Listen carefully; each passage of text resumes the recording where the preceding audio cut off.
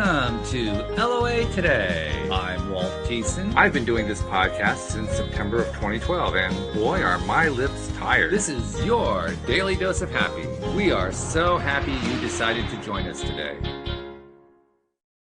You know, for those of us who can remember back to before the internet got started, this was at the time when there were 3 major television networks and PBS, although people didn't really count that too much.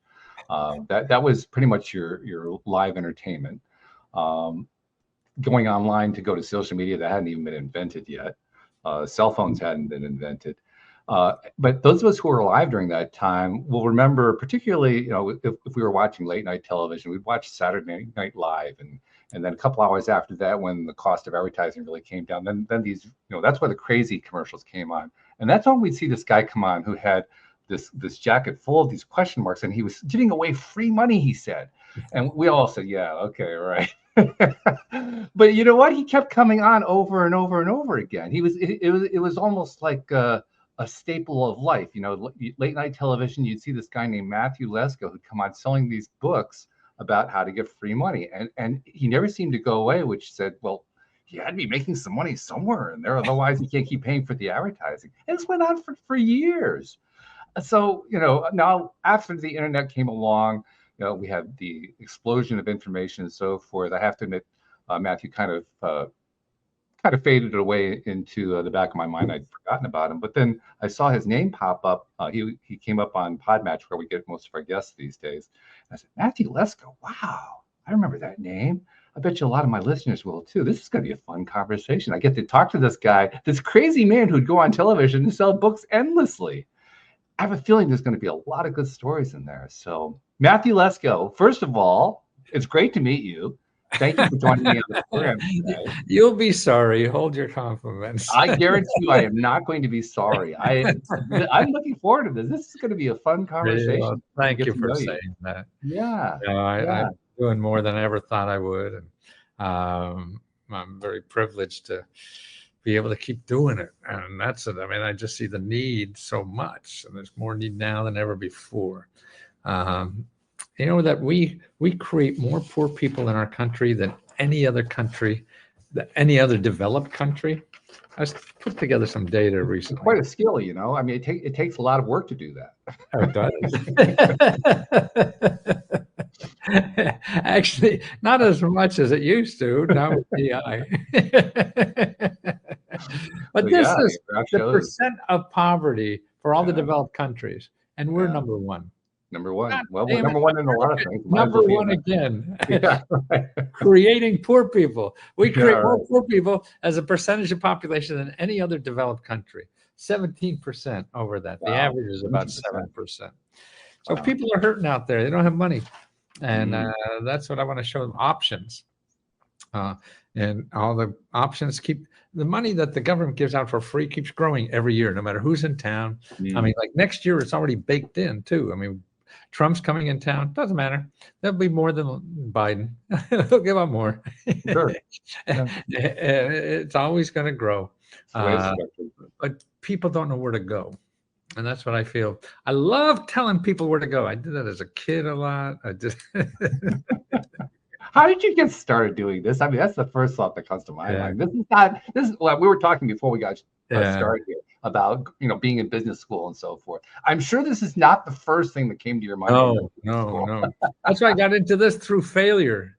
You know, and that's what I think we all have to do. And that's why. And another thing pissed me off about school, you know, they teach you how to be a success. Or you go to seminars and they tell you what to do with $1 million. God, I don't know how to pee in, and I'm there learning. That's terrible. I got an MBA in computer science. I had a software company back in the 70s that failed. I must have been the only person that had a computer company that failed. Well, you're not the only one. I've actually been through my own hard times with computer stuff, but yeah. We all have. Well, I mean, if you don't have a hard time, you haven't lived. You're not human. True. I mean, we're all built to, you know, to weather the storm kind of thing, because the storm is already going to be there. And if you're trying to ignore it, then you really don't live, I feel. So you have to appreciate the bad parts, because that's when you grow. I mean, you don't learn from success. I mean, to me, It's it's true. success. Okay, you get the money, you go to the bank. What's the big deal in that? You get the money, you go to the bank. Yeah, this is not rocket science at that point. Right, exactly. It's very easy, success. But failure, I mean, that's where you learn. That's indelible. That's something you won't do again. Like the stove being hot and you burn yourself. You know, not going Well, here. sometimes we do. I mean, sometimes it takes us a while to learn. Yeah, You're well, right. In general, we do tend to learn. of us. Yeah, that's right. But you're right. We have. Well, yeah, right. I had 2 failing businesses before I finally got one. That was well, and I just went on there. Then, even when I finally got well, was doing very well. When you saw me, like in the '90s and everything, boy, I couldn't do anything wrong. It seemed. Then that stopped. That goddamn internet. Yeah, right. Yeah. Who's going to buy a reference book? Right. Yeah. And it took me a while recently to figure out how to package. How would people spend money on this? They're not going to buy a book. Not going to buy an ebook or video. That didn't seem like how to get it to them. And now what I started is a community. And this is just amazing. I can't believe it. And I didn't start it from what it is now. I started just as a way to maybe get some income on a subscription basis. And so, you know, they're not going to buy this. Maybe they'll belong to a club or something like that. And I could give out a lot of information and try to help people. But then I found that, boy, that's limit. You know, how many people can one person help? But what I see that happened is that members start helping people. Yes. And so I didn't have to do as much work. And they help each other because they get so excited when they find something. Right. And they want to share.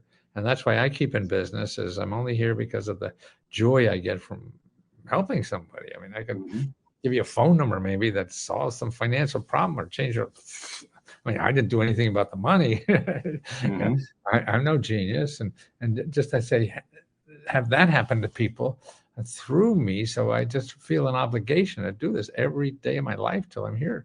I mean, it's something I know more about government programs than anybody else in America because I've been studying for I'm sure you do. 50 years doing this. And it's not just to make money, it's to understand more how to sell it to them and how to educate them about it. So it's all education. That's why people say, think I'm a big salesman, and I do very well in that, but I don't see myself as a salesman. I see myself as an educator. I used to teach computer science back in the days.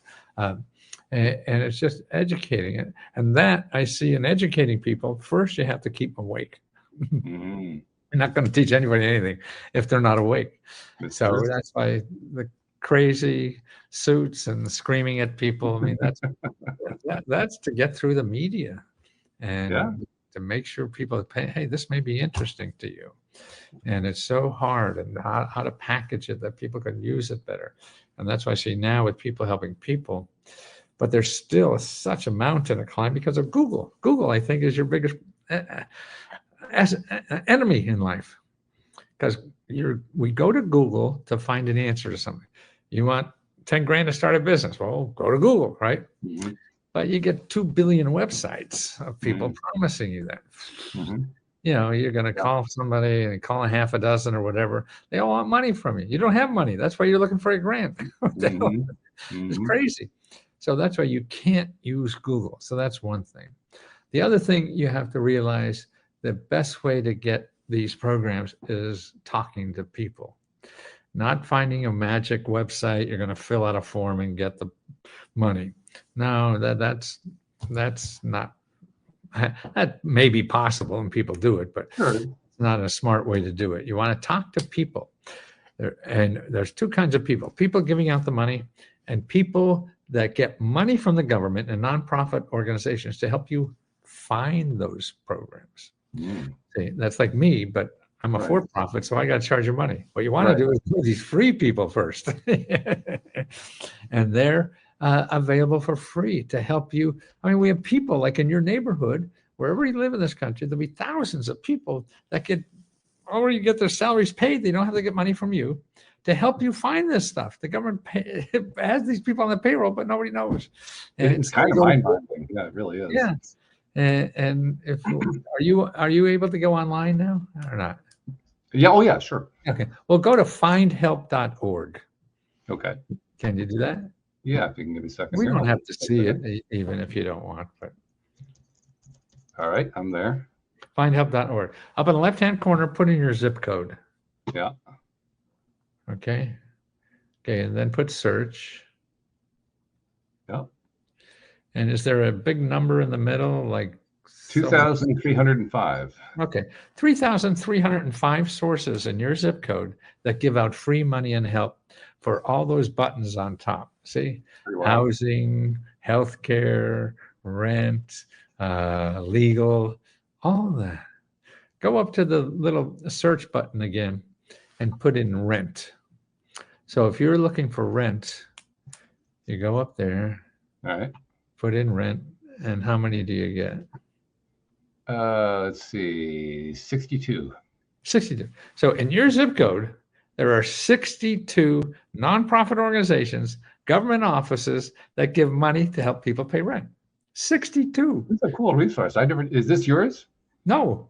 It's been here this is a cool resource. Isn't that incredible? Yeah. But people are going to Google, and you want to put in rent in Google and see what you get? Yeah, good luck with that one. Yeah, exactly. So you get 2 billion websites, and you call them, and all of them want money or whatever. And so this is what you have to do. And it's very easy. See, it's easy. I like now, that.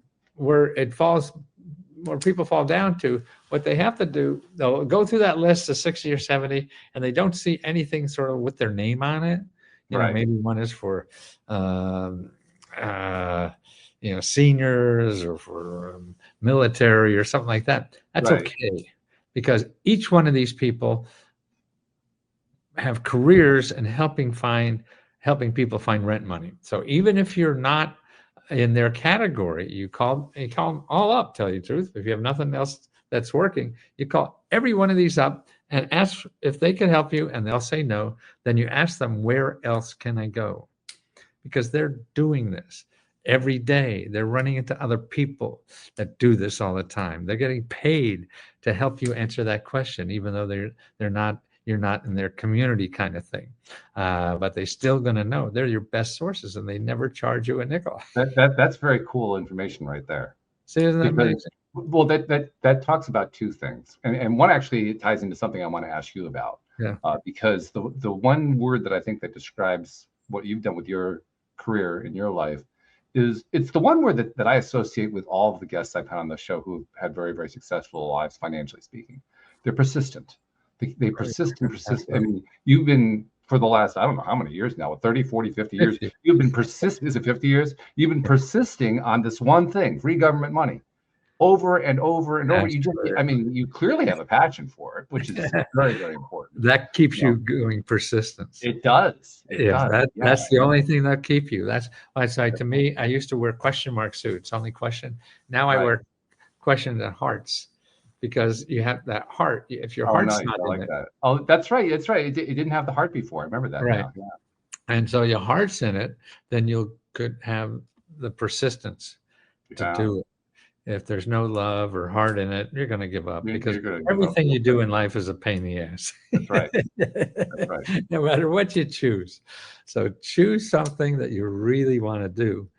And I love how this idea, I mean, you're giving one really great nugget of an idea here, going to this findhelp.org website, Absolutely. Looking for people who they're not going to be able to help you directly, but by persisting with them and asking them for help, that becomes a mechanism that you can use to follow your own passion, whatever the passion is. I mean, in this case, the passion is not quite how to pay the rent.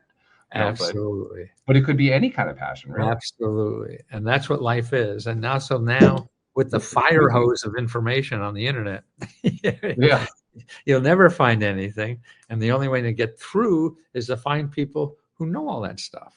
Yeah. And they tell you, hey, these are the 3 places. And if that doesn't work, then you go another place, because you got 60 places. Now, one person can't know everything. But now our society has said, well, yeah, I tried to get a grant and I made too much money. Well, that's only for one place. Yeah. You got Mm-hmm. 59 other places to go. But we're not trained to do that. And I think human nature is lazy. We all want to be lazy. I think we're also trained. There's a lot of training that humans, particularly here in the U.S., endure. I think growing up and becoming adults and so forth, we endure the training of believing that money is not something that we can have. Exactly. Yeah, it's all out there for somebody else, and you have to know somebody. No, you just have to know that it takes perseverance. It takes perseverance. It takes focus. It takes saying, Right. I'm going to just keep going until I get there. And look, a schmuck like me who barely got through high school, failed out of high school, almost failed out of college, but I got a 2.00001. Whatever. Oh, yours was lower than mine. Whatever. I thought I had the lowest one. Whatever it took to get out of there, I was going to get out of there. Then it was the draft for the Vietnam. And so I said, well, I'll go to grad school. I'll go to law school. And so I took the LSAT. Avoid the draft. The LSATs, and I got 2 above plant life. that was out of it. So I didn't want to go and sleep in the jungle, so I joined the Navy. And I tell you, I never had more responsibility for the rest of my life. I mean, as a kid, 22 years old, they sent me OCS, learned how to drive ships. I went in the South China Seas to watch a war, and they gave me these billion-dollar ships to drive around the South China Sea with no GPS at that time, too. No GPS, right? You had to use sextant with the stars. And then I was a diplomatic courier. I was a guy with a suitcase and a gun on commercial airlines. I was a punk kid drive out on commercial, and now I'm just a huckster. How did you end up getting onto this particular track, though? I mean, this was not the typical track you could have gotten on. This had to come from some personal experience. Well, I say it's failure. You go out and do something that you think you should do. That teaches you what you really should do. Yeah, yes. So you can't decide it internally. That's why I think people are always looking for the right thing to do. Because you don't know what that is. Right. And I used to come home from work I can't think of a good idea. Can't think of a good idea. What can't think of? Then I looked at, or more precisely, we keep thinking of ideas and we keep rejecting them. Pardon me? Yeah, I keep right, exactly. Because that's what I would do. I would come up with an idea and say, well, that'll never. Yeah, exactly. You find 15 talk reasons. myself out of it before I even started. Absolutely. That's why then it occurred to me, well, wait a minute. Everything I spend money on is not a good idea. Yeah, right. I'm giving some money on this crappy shirt. So you don't need mediocre is fine. Mediocre is fine. But more importantly, I think that's like you were saying, it was for me, it would stop me from doing anything because it wasn't what I thought was a genius idea. And I think what you have to look at is flip that around. And there's no great idea. And the only thing wrong to do is nothing. Yeah. So anything above that is great. True. And that will lead you to what you should have thought of. See, the businesses that I noticed that happens a lot, and I'm curious to know what your take is on this. But this is a very frequent phenomenon. People will light upon something that actually could be extremely successful, and they talk themselves out of it. Oh, right. You know what I mean? Well, you've interacted with my VA, with Jen. Jen actually, she lives in the Philippines. She has started this really tiny micro business selling these graham cracker treats for very small amounts of money to her friends and associates and so forth. And they love it. And the hardest part is trying to get her to realize that that's a gold mine. Right. All she has to do is just keep building and building and building on that, because her mind keeps talking her out of, well, that can't really go anywhere. Right. I mean, those are just graham cracker trees. That's all they are. Right. They're not curing cancer or something like that. Yeah, exactly. Yeah. No, we underestimate ourselves. And that's why, another thing I keep in mind, mediocre is good enough. We have high expectations for ourselves, higher than we we surround ourselves with. It's true. It's very true. We expect more out of ourselves. So we become our own worst enemy. Mm-hmm. And then I think the other enemy you have are loved ones. Yeah. Well, yeah. Because you want to do something that sounds crazy to them, and they tell you why it's going to fail. Yeah. Well, you get two different kinds of things. You get the relatives who tell you it's going to fail you, and then there's the ones who tell you, well, that's great, but you can tell what they really think is that it's going to fail. But they don't want to tell you that because they don't want to. Yeah, right. But there's no. Which is almost worse, actually. And my feeling now is that you don't tell them. First of all, I used to do my commercials that you saw. I used to show them to my friends and family and something before I put them on the air, and they'd have all these suggestions and things like that. Then I just thought, they never bought anything from TV. What the hell am I showing them? Yeah, right. Yeah, that's an insight right there. Yeah, right. Yeah, it's crazy. And so I didn't do that anymore. It's God. I mean, and it's all about doing, because if you're not doing, then that's the only way you lead to what you should be doing. Because not doing anything will never lead you to what you should be doing. Doing something that's wrong or mediocre or whatever, that will be more successful in getting to you. Also, and people will stop you from even doing that because we're all insecure. That's why I think a lot of it is how we think we love people. I mean, I grew up in a household, everybody told everybody else what to do with their life. I don't know about you, but maybe that's just East European or something like that. And what I believe now is that if you love somebody, you have to help them do whatever they want to do in life, because we're all struggling. We don't know what to do. Yeah. So, I mean, if I don't know what to do with my own life, what gives me the audacity to tell somebody else what to do with their life? Yeah. Exactly. Yeah. And so if you love them, to me, is you have to help them do whatever it is. If they ask you advice, then you give it plain, but I'll still help you do whatever it is, because that's true support, by the way.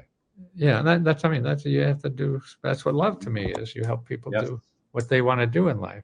And your neighbor, if you don't love, you just stay out of their fucking way. No. And then to me, what happens is we go to experts because we don't know what to do, and then the experts have to make you believe they know exactly what you should do, so they could charge you a lot of money when they really don't. And so that's all just a sham to me. I mean, you're describing something that I learned in a big way by doing the podcast. I kind of gave you a little bit of history. I would think so, yeah. Started. But one of the things that I learned is that the people who had the most to teach me were the ones, first of all, I disagreed with the most. Excuse me, my cat's coming through and being misunderstood. That's okay. He wants to work. Yeah. He doesn't care about this. He persists. He just goes right on his path. That's all he's going to do. That's it. But but people, we get into this mindset that basically stops us from what it is that we're best suited to do within our own selves, because we, like you were talking about, we get talked out of it by relatives, we get talked out of it by friends and family.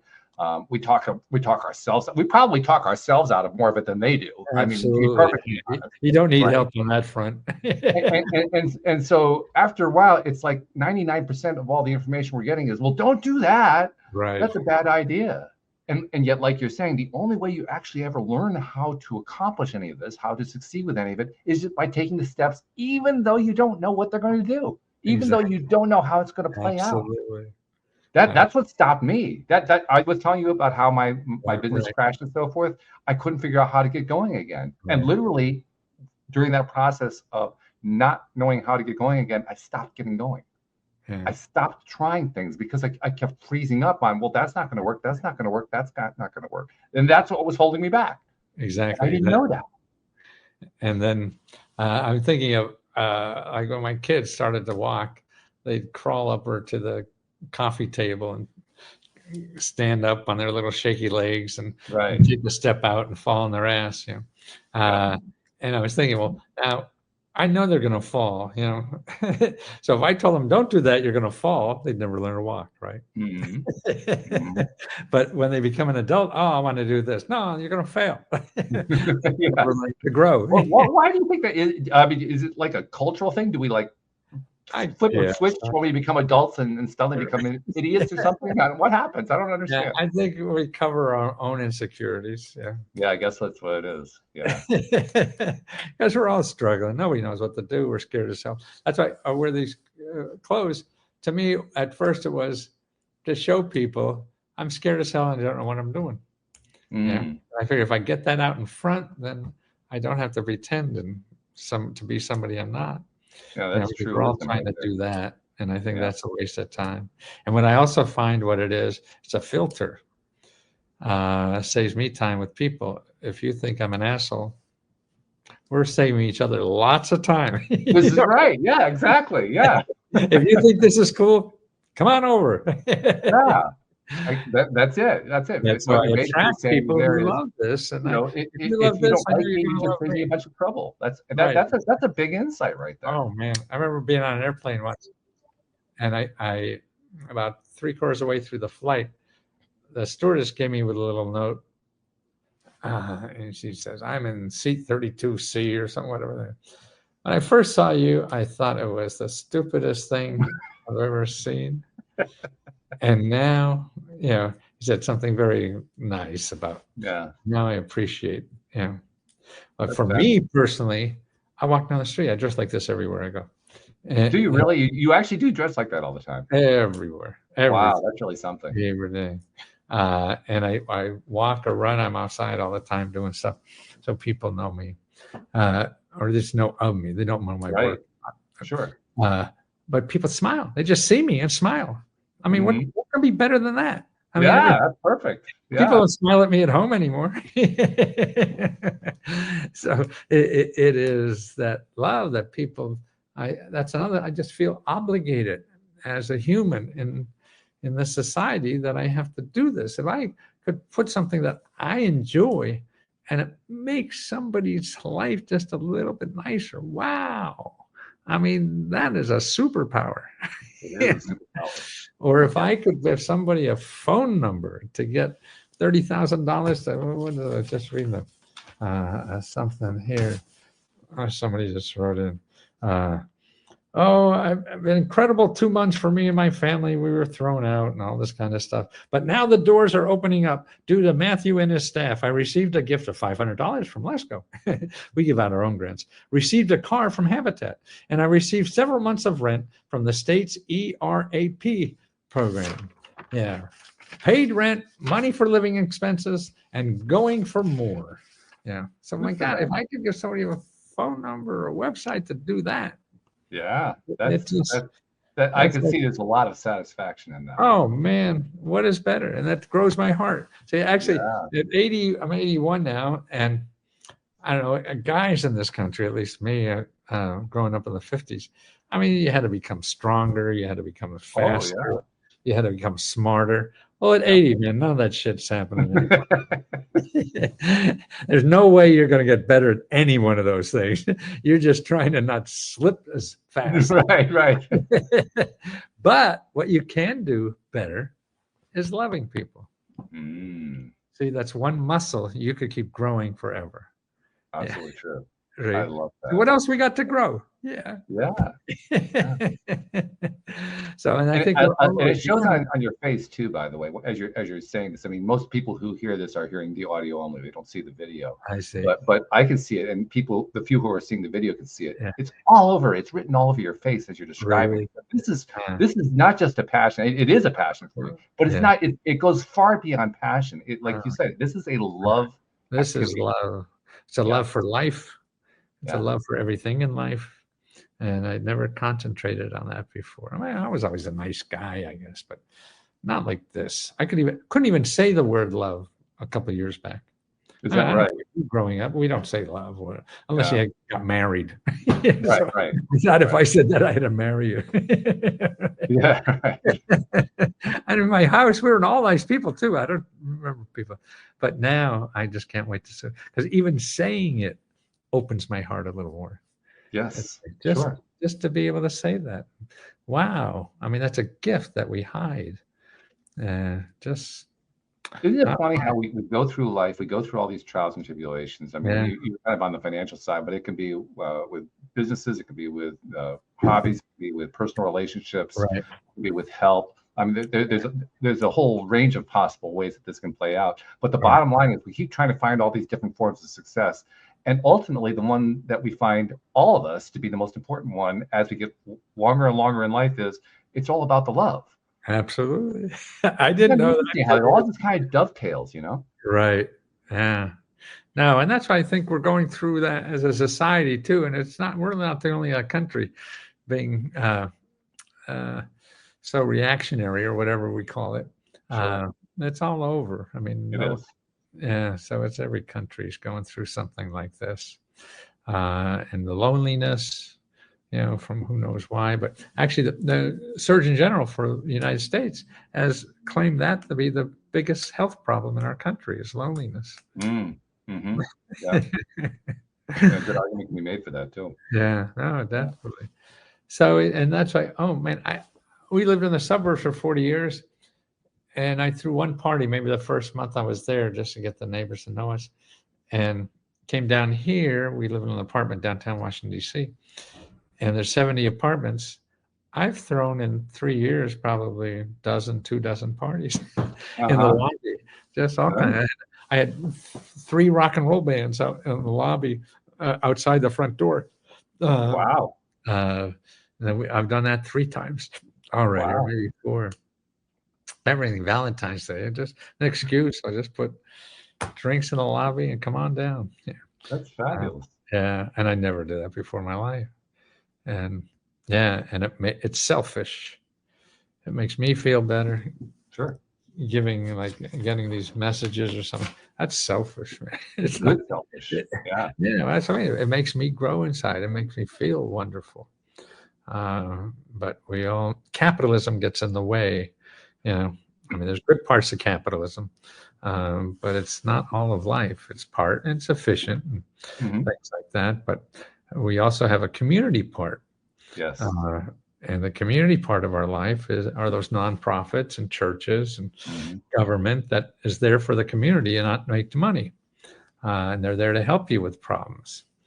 And what bothers me more is that the rich have learned to use the hell out of these things, and the average person who needs them more, has no idea.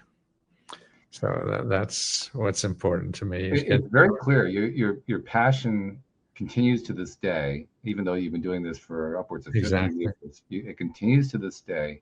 You continue to be motivated largely with the same kind of motivation you had when you got started, because this is what you were focusing on when you got started doing it. And yet, I know you've gone through, you already described a little bit of the trials and tribulations of what happens. I mean, you had a successful thing that was going until the internet. Exactly.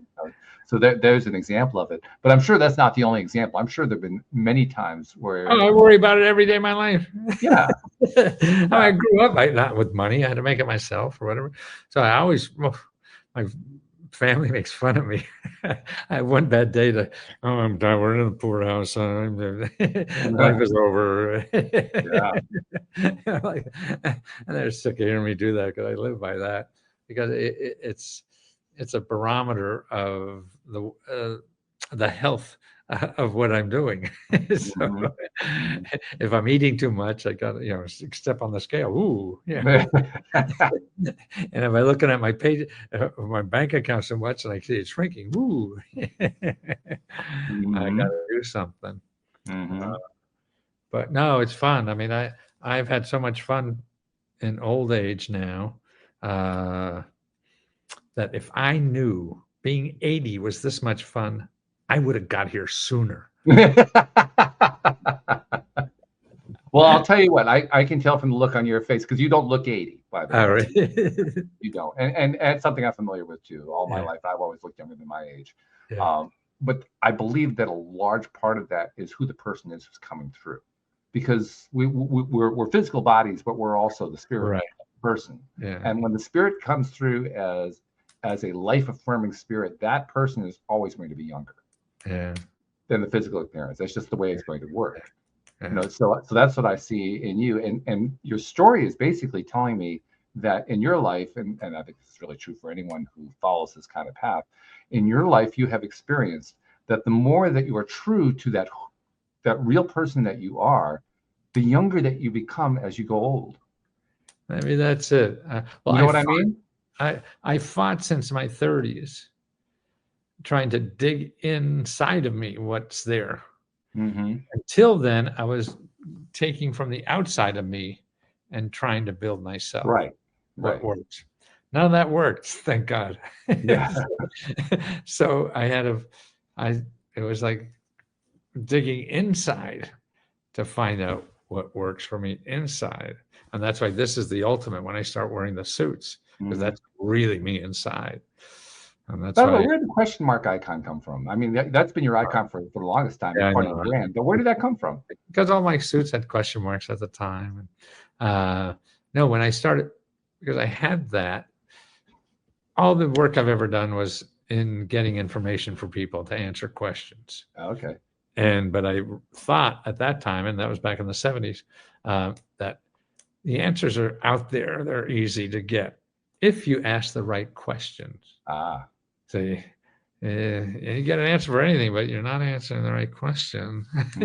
So it was really to get people to think about the questions they're asking. Okay. And so now I feel that's still true because of all the information. You get 1,000 answers to anything. But to decide what to do, even though you have answers on what to do, it takes heart to accomplish anything.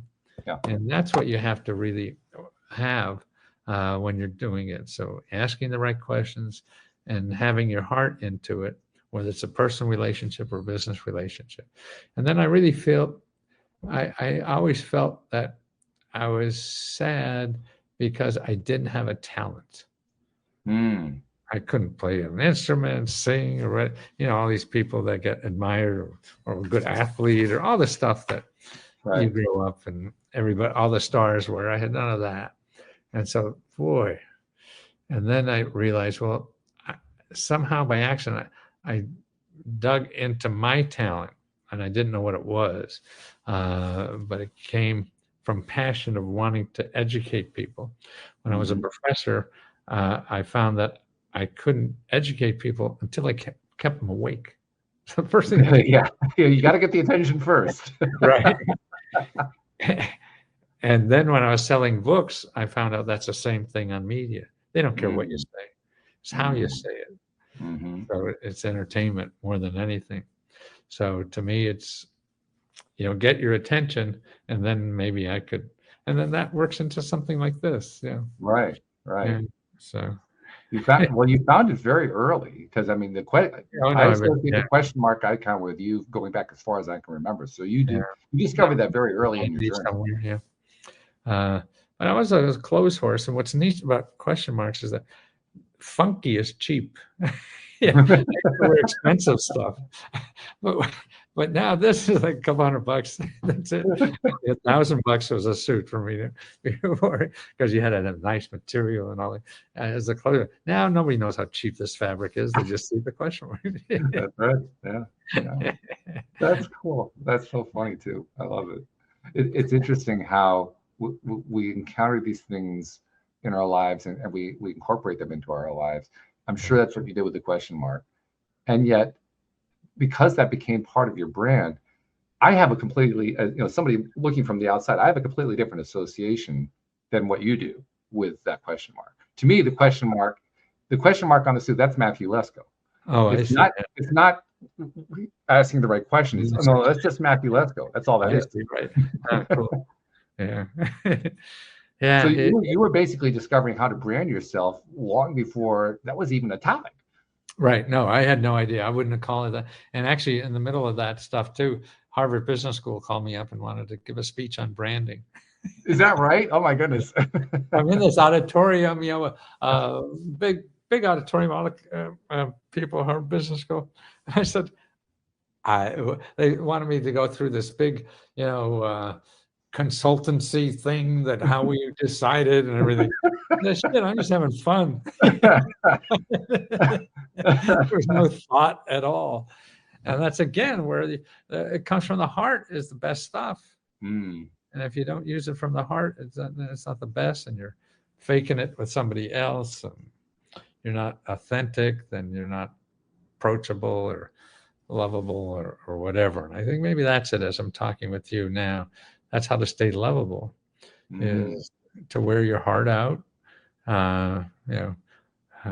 Wear your heart out. Yeah, see that double entendre there? It's a good phrase, though. I like it. Yeah. Wear it outside and wear it out. Like use it. Yeah. Use it. Yeah. You actually never do wear it out. It's impossible. Right. Exactly. It actually makes strong. It's like muscle, right? So you're going to make it stronger if you practice it and do that. So that's how I feel. That's the only thing I could make stronger now. Not my biceps. Yeah. None of that. I can't get faster or anything. But I could love harder and grow that. And that seems to be what it's about. And yeah, I don't know what this looks like at 90. I wouldn't know what 80 is. My dad died at about 82 or something. My mom died at 42. Well, I'll ask you in 9 years, then you'll be able to tell us. You know? Exactly, right. So I mean, I'll be there soon. That's what when people when say, "Oh, I'm sorry, I can't do it. I'll do it tomorrow." I said, "Don't worry, I got 10 more years." Yeah, 10 more years. That's right. Well, I have an uncle who's 109. So as far really, as wow. Yeah. I just saw a thing with Dick Van Dyke. He's on some ad or something, tap dancing. Oh my goodness, he's fabulous. In bare feet, in a nice suit and everything. And there was a story about a neighbor of his and something promoting. I don't know what he's promoting, but he looked great. Yeah, it was wonderful. Yeah, he has one of the most amazing attitudes. Yeah, he was famous person I've ever heard of. Yeah, I remember seeing a video. It was a YouTube video of him. He and I think they may have been nephews or they're friends, young friends of his. Went into a chain restaurant. I don't remember which one it was. They were in a chain restaurant, and there were 4 of them. And as a quartet, they began to sing a 4-part harmony version of the song "Chitty Chitty Bang Bang." Oh, really? Out loud, with and the patrons all have their phones out. They're all filming him singing this, and he's having the best time doing this thing, right? Yeah. I mean, if that doesn't summarize and symbolize what kind of an attitude that man joy has. is, it's renewing, or something, whatever that word is, because we're all fighting demons no matter what. Bad stuff happens to everybody. Mm-hmm. And it's hard to fight. I don't have the answer. We just have to try. That's the thing. Well, joy, I think, is part of the answer. I mean, I think that's really one of the great takeaway messages for today's show. Yeah. And being authentic. We have to be who we are. We're trying to please other people. That's a great way to wear yourself out. Exactly. Yeah. And then plus, that's why, to me, this is also a filter. See, and that's why. So if people like this, I know I'm going to like them. Meaning the question marks on the jacket. Dressing like this. If you think I'm an idiot, then don't have to worry. We won't like each other. See, wearing a dark blue Armani suit, and just get venture capitalists and bankers or something. Gee, I wonder why. Yeah, exactly. That's no fun. Yeah, it's funny. People treat me so nicely. I can't believe it. I don't deserve it if they only knew my background. I mean, everywhere I go, it just, amazing what it does. Even if they don't know my work, it makes them smile and be happy and want to give something back. And whoa, that's wonderful to do. Yeah. It's the best. It's totally the best. Yeah. And it's easy. You don't have to do there's no investment. It's cheaper than my other suits. Well, what's easy about it is you found something that you identify with, and so it became a part of who you are. Yeah. That's what makes it easy. If you were trying to affect it, exactly, that wouldn't work. Right. No, this is me inside. Right? Yes. And that's why, so I bring it outside. That's me. Yes. So if you like it, that's me. Then you like me. Which is fabulous. Absolutely fabulous. Yeah. you were invited by Harvard to give the symposium on branding, but I don't think Harvard really understood No, that what you're teaching right now, that is how you understand branding. Exactly. That's what branding really is. Branding is being yourself. Yeah, exactly. No, they think it's having some big expensive consultants tell you what to do. Yeah. Yeah. It just goes to show even the most brilliant people don't get it. Exactly. Oh, yeah. Who knows? Yeah. They're all struggling. So, yeah. Well, I loved what you said earlier of how we're all kind of making it up. We're all trying to figure it out. None of us really have the answers, because I know for myself, I certainly thought like, well, I was the only one who didn't have the answers. Right. No, everybody's we're all scared as hell, and don't know what to do, and that's what makes us lovable too. Mm-hmm. Yeah, and it's also the source of our best experiences, the ones that teach us the most, the ones that shape who we are, that help us to come out of that shell. And being that authentic person you're talking about, to be that, to bring that. We all have so much to give that we aren't, because we're trying to be like somebody else. Yeah. Yeah. And if you're trying to be like somebody else, then you get tired and want to go home at 4 o'clock. It's funny. There's a thing that I do. I normally save it for the end of the show, but I'll bring it in now. I make it a practice to say to the guests, because everybody who comes onto the show, every guest who comes onto the show, they've been through something. They went through some difficult times. They came up with some discovery. They want to share it with the world. And it's a wonderful theme. It plays out over and over again. In the course of doing that, they do podcasts. They post on social media. They try all different kinds of things. They're getting their messages out every which way that they can. And in the process, they reach people they never even find out about. I mean, the people see their YouTube video and they don't even know what the person did with it. But the person who saw the video, took the idea and said, whoa, I'm going to apply this over here in this other area of my life. And they never hear about it. Yeah. And I realized that we don't give ourselves enough credit for that. We don't give each other enough credit for that. Right. So I'm going to do it now, even though I normally save it for the end. I'm going to tell you, Matthew, because I know this is really true for you. On behalf of those people you've never met and never seen, never will meet, never will see, who you've been helping in ways you haven't been even knowing about, on their behalf, thank you for what you're doing, because you are making a huge difference in this world. I mean, it's hard for me to swallow. The nuns would let me enjoy it. The words, and that's wonderful to hear, and it's hard. I don't know. They're again, I'm still the kid who couldn't finish college or whatever. Yeah. And I don't mind that, but those words will be tattooed inside my brain for a long time, believe me. Beautiful. Yeah, we need that. Like you said, we're all trying to figure this stuff out, but we also need the feedback that says we're making a difference. Exactly. Even if we don't see that we're making a difference, we're still making a difference. Yeah.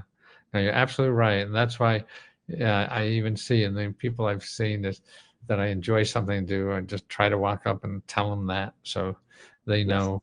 I think that's important. Or even hugging people, as long as I don't get canceled or whatever.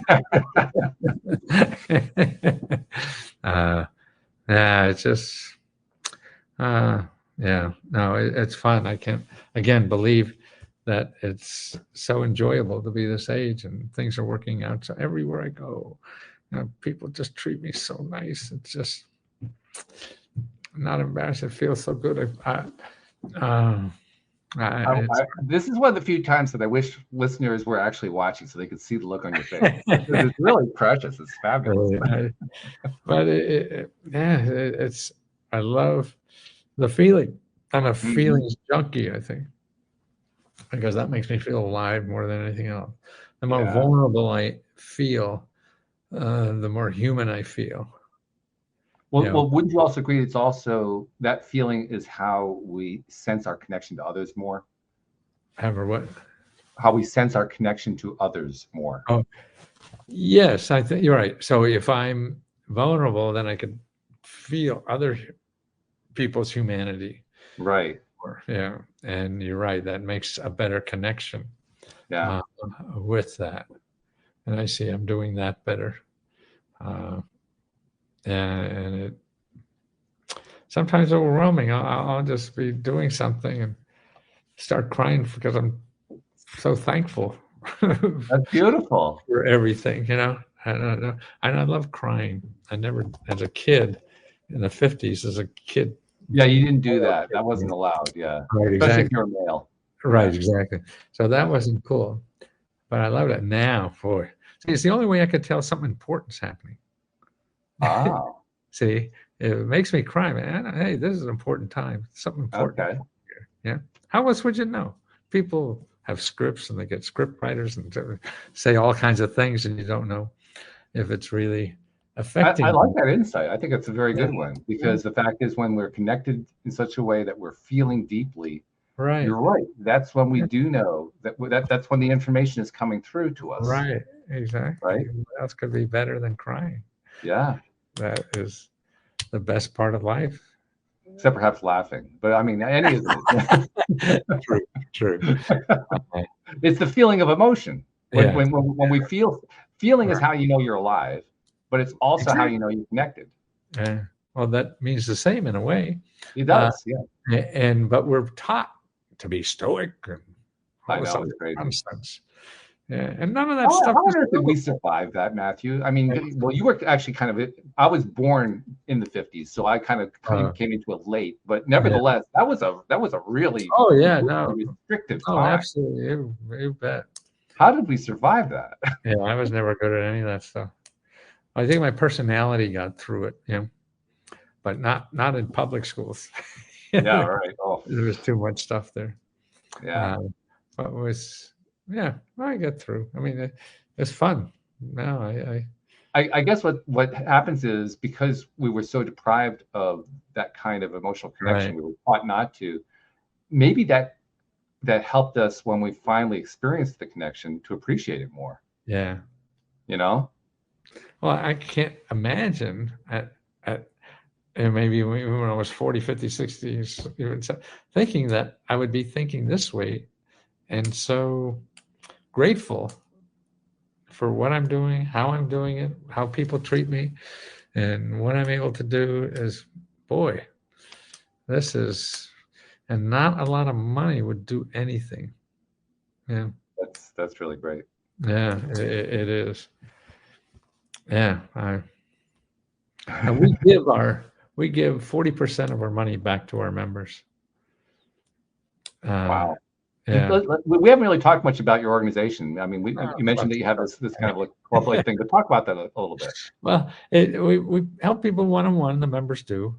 And like I say, we have grants, 4 grants every month that we give out. We give $40,000 on the 4th of every month, up to a $500 or $1,000 you can spend on anything you want. And you just write one sentence what you would do with the money. And then on the 15th, we give out $15,000 for car repair. A lot of people can't do anything because they need their car fixed. Then on the 20th, we give out $20,000 for rent, help people with rent, and that's $500 grants. And then on the 30th, we give out 30 free laptop computers. So many people are trying to apply for things and everything on an iPhone or whatever. You need a laptop to really get into that. So that's what members are also eligible for. We've given out over $1 million or more. And I thought you had to be Jeff Bezos to do something like that. So I can imagine just a little small business that we could do this. That versus books and stuff like that with hard stuff, when you're selling air, it's a lot more profitable. Yeah. Mail anything, don't have to take orders, don't have to, that's why I see why Facebook and all these people are so rich. Profit is so incredible versus a products, which we grew up thinking about. But tell people how to find you. Findhelp.org. No, lescohelp.org. I was going to say, all right. .com. Lescohelp.com. Lescohelp.com. Okay. Yeah, my old brain. Lescohelp.com. That's it. $20 a month, and eat as much as you can. Okay. All right. Yeah, and we'll make sure we'll put that into the show notes too, to make it easy for people to find it too. Yeah. No, it's, and I never thought it would last longer than me when I found something to make a living at this last time here. I I thought, oh, just for me and have something to do and help people and pay my rent. But now I see it's getting a little bigger than me, and I don't have to Nice. do all of it. And people are helping each other, so maybe even here after me. But who's to say? That's. I mean, it's great to have a legacy because that's really what you're doing. I don't really care because I'll be dead. I'm more interested in what I'm doing here while I'm here. Yeah. But it is interesting just to think about it and how I plan day by day with it, because I love having 1,000 things to do every day. Mm-hmm. Mm-hmm. And the passion keeps carrying you through every day too. Oh, well, and these podcasts like this, because see, on TV, it was, you can never talk like this. Right. Yeah. Because a 2-minute shot, 1-minute shot, costs you $100,000 to do it. Yeah. Every word is just to get your money. Yeah. But here, how do we share our hearts? And that's what you're doing. So thank you very much. Oh, my pleasure. My pleasure. Yeah. You're actually one of the reasons why I've continued to do this. Because I mean, I was originally doing this about learning law of attraction, and I learned that after the first 400 or 500 episodes, but I didn't want to stop. I want to keep going. This is too much fun, yeah. You know. And what it has turned into is an opportunity to meet with people like yourself, get to know you, have these wonderful conversations, these deep, heartfelt conversations. Right. Learn more. Learn about, learn from the other person's perspective about, what they picked up in life and so forth. Pick up all kinds of lessons that way, and have a great time doing it. Right. So just like what you're doing, you're going to do the rest of your life. I'm going to do this the rest of my life because it's just so freaking fun. That's what I think is, God, I mean, retirement's crazy. Yeah. Who wants to retire? And go back down to Florida and play golf for the rest of your life. Yeah, no, thank you. Golf. You don't play golf very well. Why do something you're shitty at? Right. Well, that too. Yeah. Why don't you do something you're good at and contribute? Or why not do something that you love? Yeah. That's really the key thing. Anything you love, you'll be good at. I mean, if you love golf, fine. Exactly. Yeah. Right. Yeah, but make sure it's something that you really love. All right. That's probably the biggest takeaway today too. That following the passion, and we didn't really go into this, but it's a point that I like to bring up a lot. You touched on it earlier when you talked about just doing things, just taking steps, but that's how you find the passion. Absolutely. You don't know we think we have to find the passion first and then take the steps. That was my big mistake. It's stumble into happiness. Stumble into it, right? Exactly. Well, you have to create stuff to stumble it. It doesn't stumble into you. And you make lots and lots of mistakes, and a lot of things go wrong, and one failure happens after another. Right. Yeah. And then all of a sudden something works, and you say, wow, that worked. Right. Well, then they'll call you a genius, and right, exactly. It happened by accident. You don't know how. Yeah, right. Yeah. Fantastic, Matthew. This has been a lot of fun. My pleasure. Me too. Enjoyed it so much. Thanks for being warm-hearted. Oh, my pleasure. Thank you for being so warm-hearted. Thank you for opening your heart to the world the way that you have all these years. It's selfish. That's kind. That's kind. Yeah. What I normally ask. I normally have a co-host. My co-host couldn't make it today. She was dealing with some illness in the family. Normally I turn to my co-host and I ask my co-host to summarize the show, and I can't really do that in this case for obvious reasons.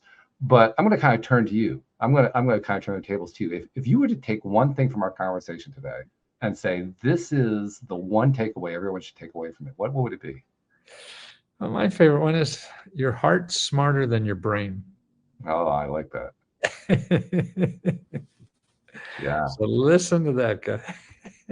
Very good. I love that. Very good. That's a great summary right there. That's a great way to tie it together.